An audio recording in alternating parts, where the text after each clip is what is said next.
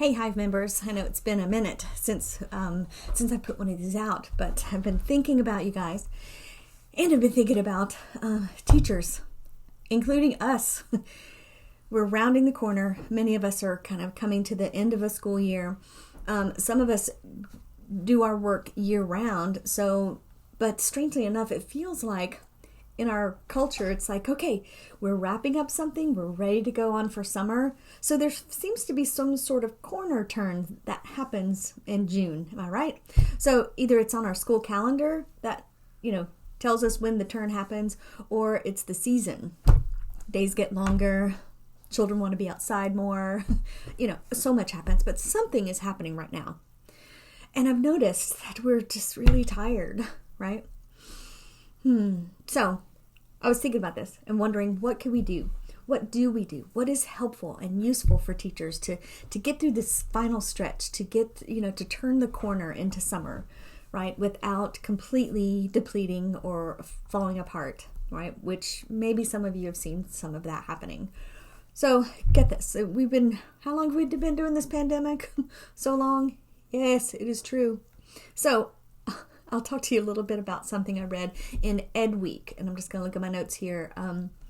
A team led by a woman named Lois and her team, they released a report, and I could send that to you if you'd like, that they noticed an increase in teachers saying that they are going to leave the profession in the next 2 years. Wonder why. Okay, teachers have been carrying a heavy weight of this pandemic.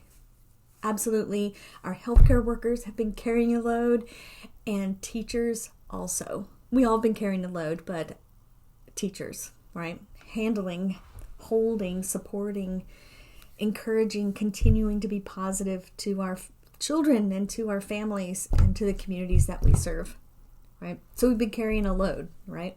So I was thinking about, okay, so it's the end of the year.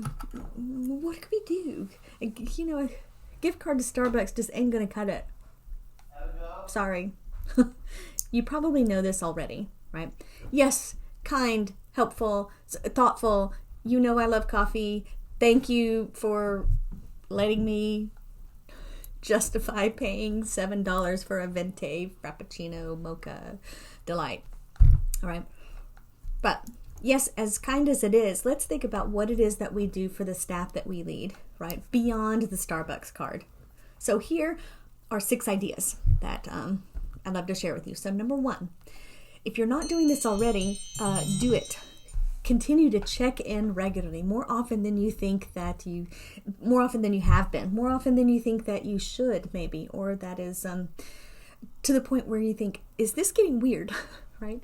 If you don't do it, and you haven't developed the habit or the system, the rhythm for that, to do it weekly with each of the people that you work alongside or that you lead weekly. That's a minimum.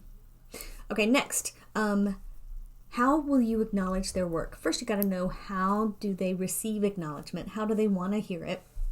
And the love languages can help you with that. There's the language of appreciation that you can find out about yourself and about your staff. Do they want cards? Do they want cookies? Do they want time away? Do they want you to come and read a story to their classroom? What is it that is meaningful for them? What's their currency? And find out what that is, and then do that thing. Acknowledge their work in the way that is meaningful for them. Right? Next, we talked about checking in. Don't forget about the mental health check-in, right? Sometimes when I'm meeting with people, and people that work with me kind of know my language and kind of how I talk, and you can thank my Southern mama for some of the phrases that I say. But I ask, how are things going? And then I might throw in there, how's your heart? How are you feeling emotionally? And often that turns a corner. Like, oh wait, she wants to know more about, is the paper cutter sharp, right? Yeah. Find out more what's happening emotionally. You are not their therapist. However, as a leader, it's important for you to know what the people that you are working with are going through, or that they are going through something. You don't need the details. You probably don't want the details. But it's helpful to know, this person is incredibly tender right now. Let me tread with that in mind. Okay, next. And we'll let them know that you actually give a poo about them. You care about them. Okay, the fourth one. So the pandemic did force everybody to slow down and take a look at themselves and the people around them, professionally and personally. So as you do that, I encourage you to weave in some more self-reflection, right? When you're working with your people, having that conversation, reminding all of us to slow down, check your own expectations. Are they the same as they were 2 years ago? How can we shift those for just a little while longer while we get through this final hurdle, this final stretch? Okay. Next, specific thank you cards are necessary. They're necessary. And again, thank you to my mama who said, if your thank you card is 2 weeks after that person did something for you or gave you something, that's tacky, and I will not allow that to happen.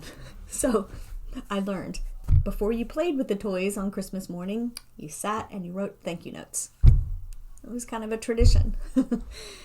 And it gets you into habit, right? As soon as something is done that you see that specifically that person can really use a shout out about, jot it down. It doesn't have to be a long thing. It could be a short paragraph. Hey, I noticed you, and then say what you noticed. I really appreciate or admire or respect or am grateful for, and then say what you're grateful for. Specificity is the key here. Okay, the next one, and I know we're going to talk about money here, but you guys, if at all possible, money is the currency of many people. If at all possible, and there's something that you could do to offer an additional bonus or something, it's tricky. Yes, I understand this.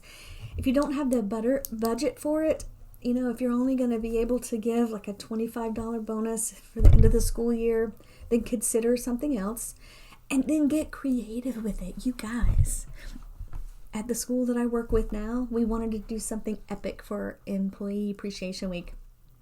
And we asked our families, and we asked our families to ask their people, and we asked our families to ask businesses around. You guys, we raised over $2,000.